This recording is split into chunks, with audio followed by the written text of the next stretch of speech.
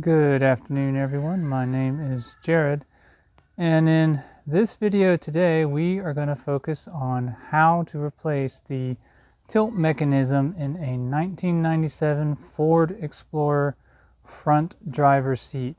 This remove and replacement repair will probably be applicable to many other Ford products, but I haven't really checked it out. So without further ado, let's take a look at what's wrong and what we can do to fix it.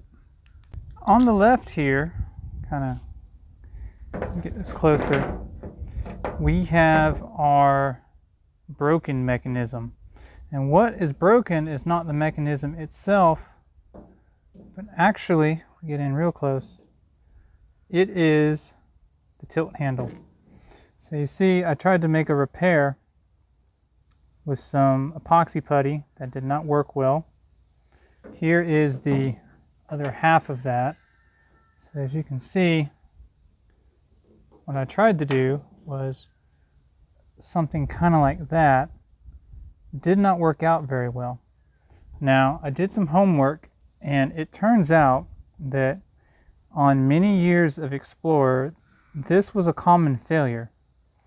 You would have a driver, and as they get in and out of the vehicle, they fatigue right down here at the rivets, the driver's handle, and over time eventually it snaps and it fails. Now if you've got a little bit more tooling than I do, you'll see that there's two rivets here, or just a rivet really, well, two, and if you've got the skills you can knock those rivets out, replace them with something, to slide a new replacement handle on there. As you can see, the bottom half of this handle is right there around the rivet, and just go ahead and make the repair that way. In my case, I don't have tools to deal with rivets. My ability to drill through rivets is not great. So instead, what I did is I went to my local junkyard and I looked among the Explorers until I found one that had an identical handle and came from a driver's seat. So if you take a look, the handle is here. It does actuate, as we can see there. And it should work. The two do look the same. I have not verified the part number, as this one has a sticker. And I believe the part number here is there stamped on the actual component. But I don't know if that is for the entire assembly or if that is for this specific plate. So that is the problem. That's how we're going to fix it. But the next thing we need to take a look at is, how did I get this out? And how am I going to put this back in?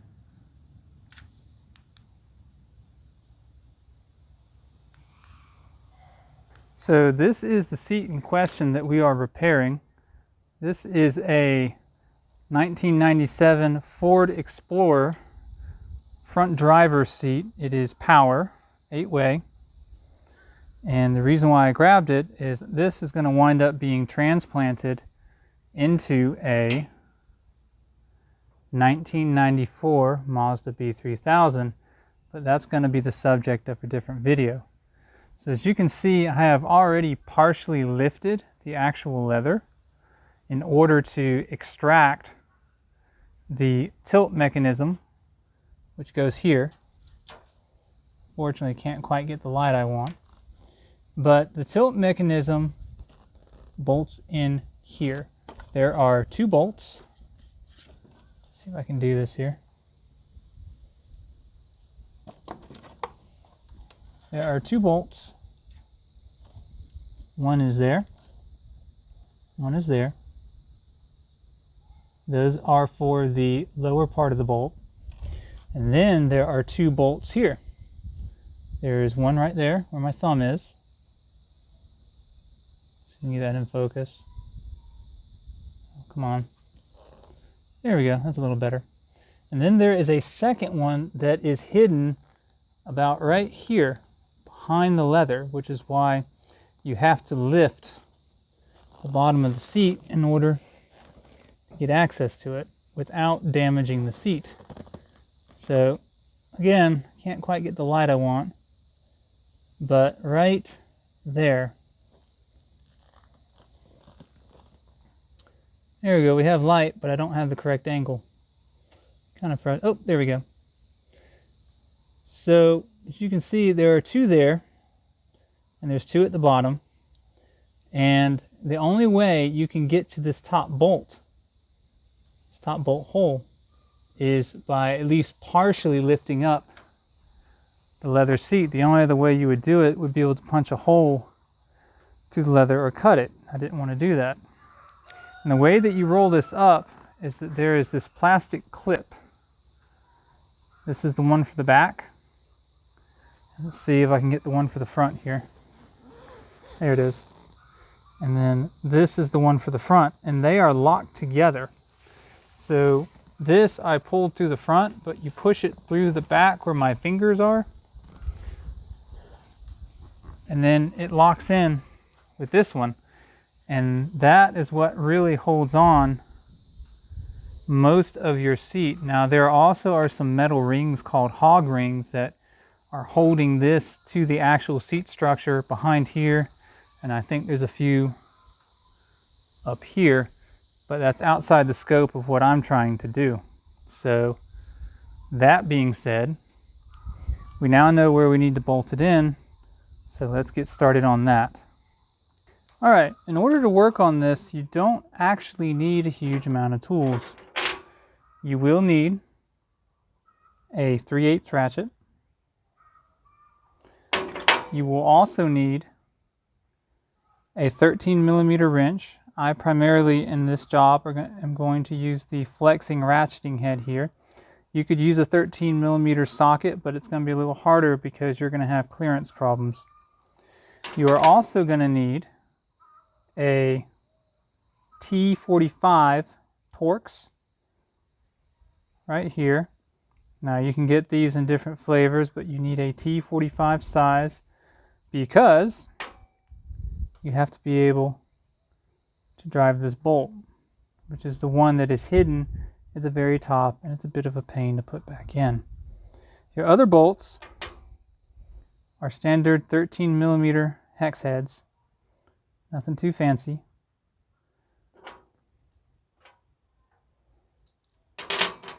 Okay, I lied. The other one that goes into the upper part of the seat is also a Torx. So anyway, let's get started on the replacement. Now this might be a little tricky because you notice, if you look earlier in the video, that the upper part of the arm here is not in the same position as the one that came out.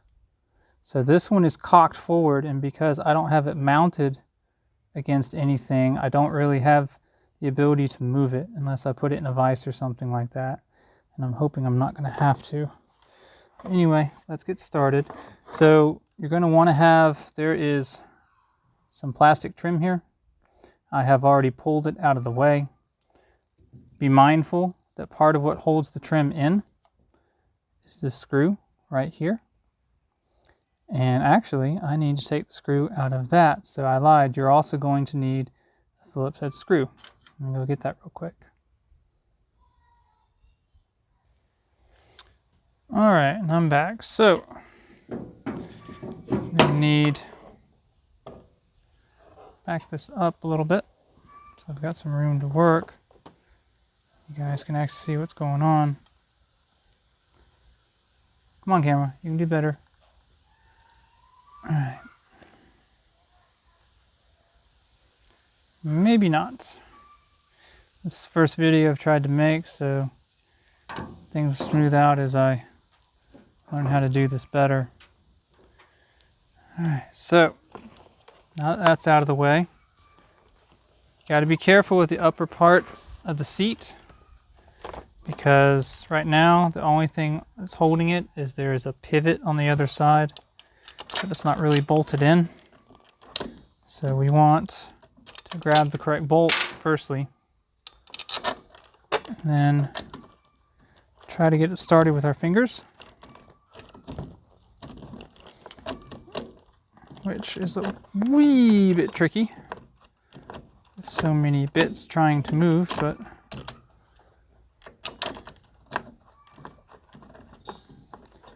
a little bit of patience.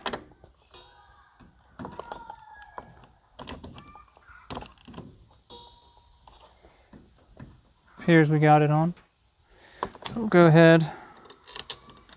We're going to work on that second one.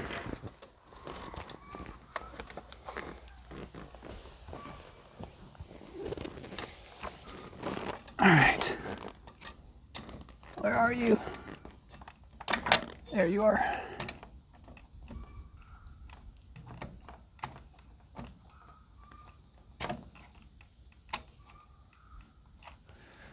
All right, so once you've got at least a couple threads on, you can go ahead, start work on your tightening.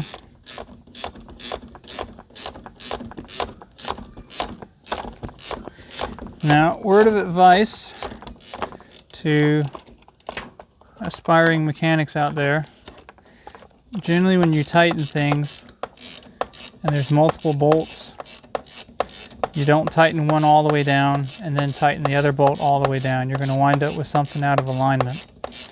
So you tighten one side, start working on your other side, you stop, come back to one side,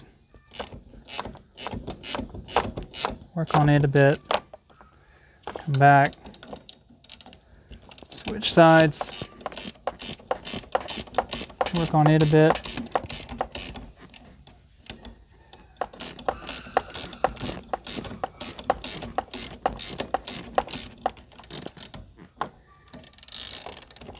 Move my wrench a little bit, it's getting caught.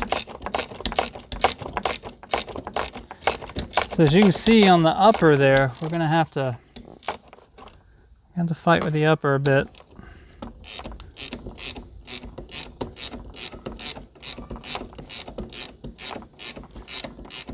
So we keep winding this in bit by bit.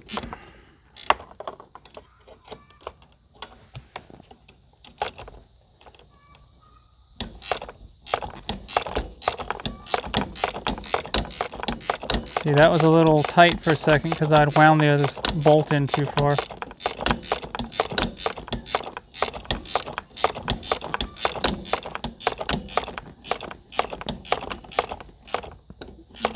Getting close. Now, if you're a fan of torque specs, I'm sure you're thinking, oh, you must know the torque spec. Nope. I will pull torque specs on critical items that absolutely have to be correct, such as head gaskets. But things like this, I use a little elbow torque. Get it how I want it. So I am by no means Superman, so my elbow torque is not approaching gorilla levels. All right, and so now, a little difficult to see there, but we now have 1, 2, we got them both in. So next step is we got to figure out how to take care of this guy. How do we take care of our upper? So, take a look. Alright, so that's going to line up there. That dropped in nicely. I think I'm going to go ahead and thread that. Now, do notice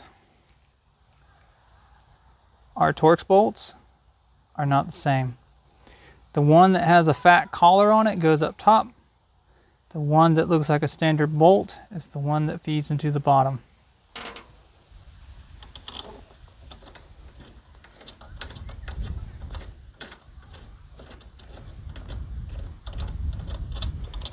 So as you can see, we are not in alignment. So what I'm having to do here is pull this tight with my fingers so I can actually get it to thread. Now we are threaded, so I can go ahead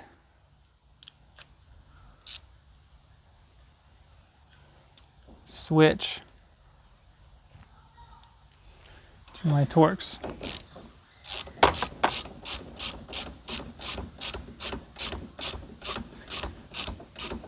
Again, I don't want to make it crazy tight because I'm going to need the wiggle room to try to get this guy in. I got to see. Okay, yeah, so this is all the way in the forward position. That's what we're seeing from the bolt alignment. All right, that sounds promising. Now in this case, you may not be able to finger thread it the way you want because there's just too much stuff in the way. So we get the tool on it, we try to get it more or less in line and go for it. And in this case, that worked out.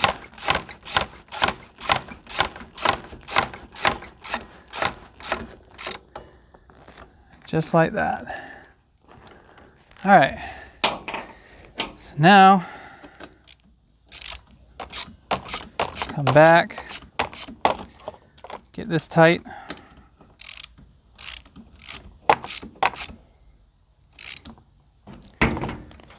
Try not to dump the seat on top of me because that would be mildly inconvenient. Give this a bit of a torque.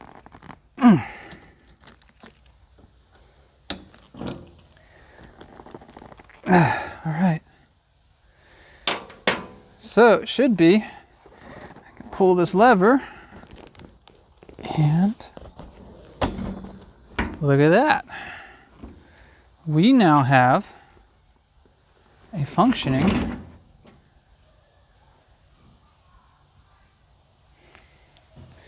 tilt lever. That makes me quite happy. All right, last thing we got to do is we need to fold back down the seat that we pulled up. So as you can see, I'm just kind of folding this back down.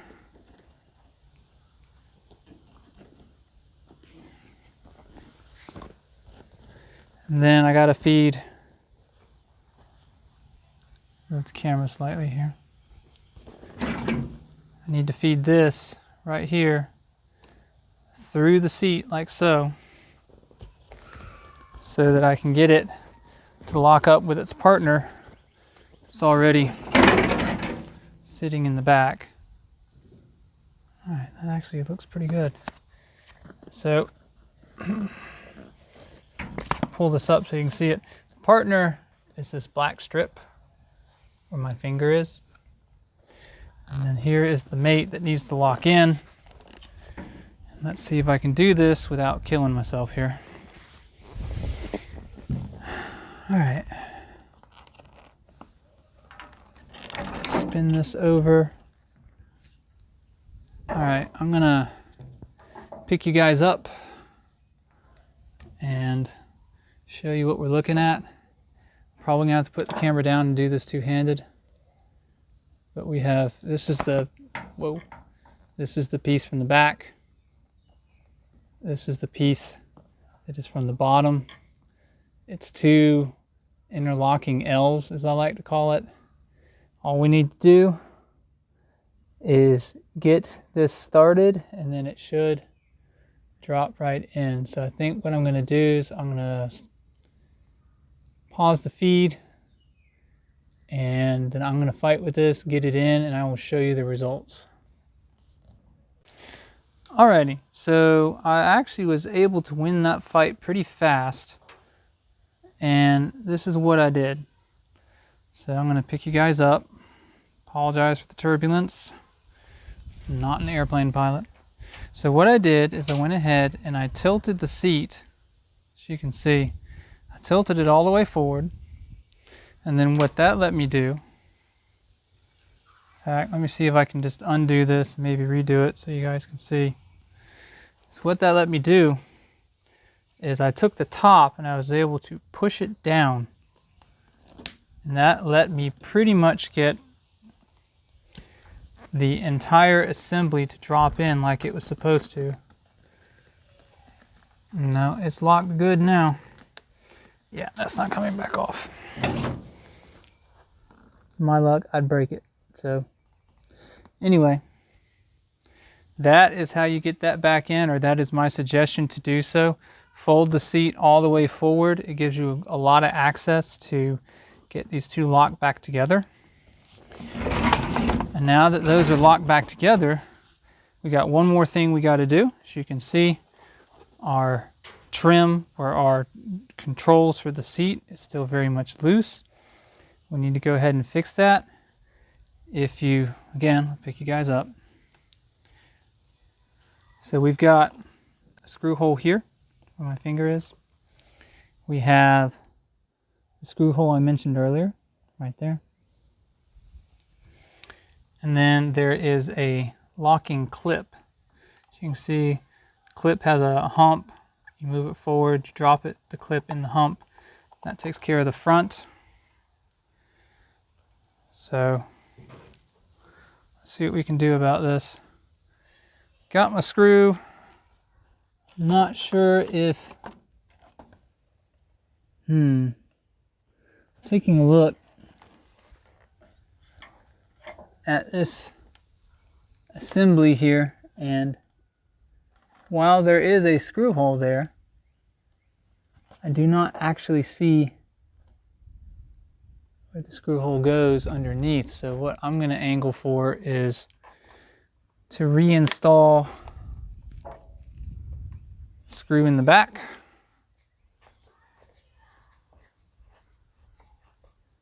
Like so. And then see, I cannot get this clip to get back in, which is going to be probably a pain. It's generally how this stuff works.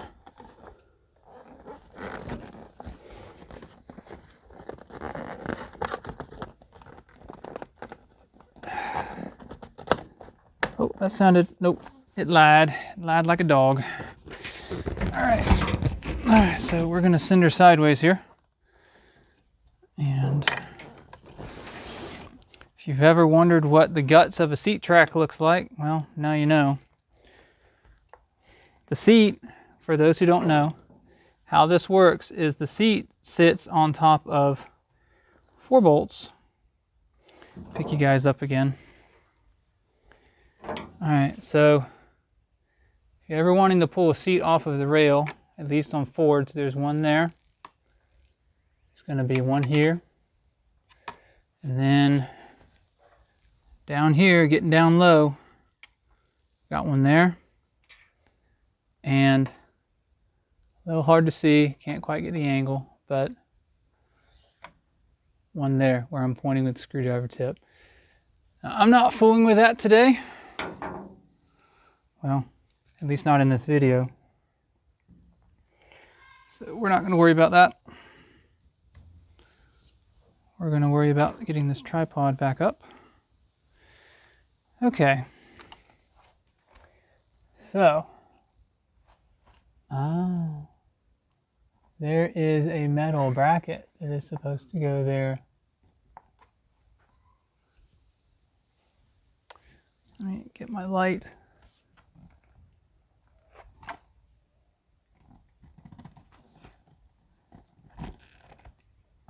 So the reason why the bracket's not sticking is that, I know you guys can't see this and I apologize. The reason why the bracket is not sticking is that I believe it's been bent. I'm going to need to reach in there with a screwdriver and then push. So I'm going to pause this and go do that because I don't have a way of really showing you. Unfortunately, my video foo is not great. So let me do that and then I'll bring you back. All right, I'm back. And what I found is that the whole clip is loose. So I'm just going to have to break out the glue and make a permanent change that's It's going to make it where you have to rip this thing apart, so not showing that. As you can see, I do have it kind of tucked back in, so it looks halfway decent. Problem is, you tug on it just the tiniest of bits and that pops loose. So whack it with your hand, pops back in. I'm gonna have to come up with a better solution in the future. In any case, as you can see, the screw is back in and the repair is complete.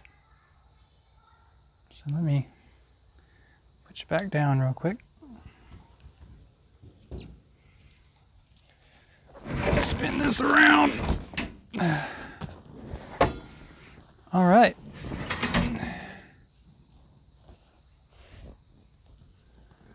And there we have it.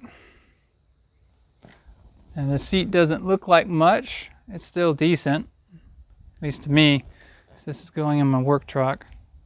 So I'll probably get a little fabric glue, patch that up right there. But the point of today's video, which was the repair of this, was successful. So, all right, so that's gonna do it for this video. This is my first video, so I apologize for errors. I strive to improve. So if anyone has any kind of experience with smartphone cinematography, or you have any other questions, comments, let me know. And I will be taking a look and I'll answer the best of my ability. So that is all for today. And hopefully I'll have another video soon.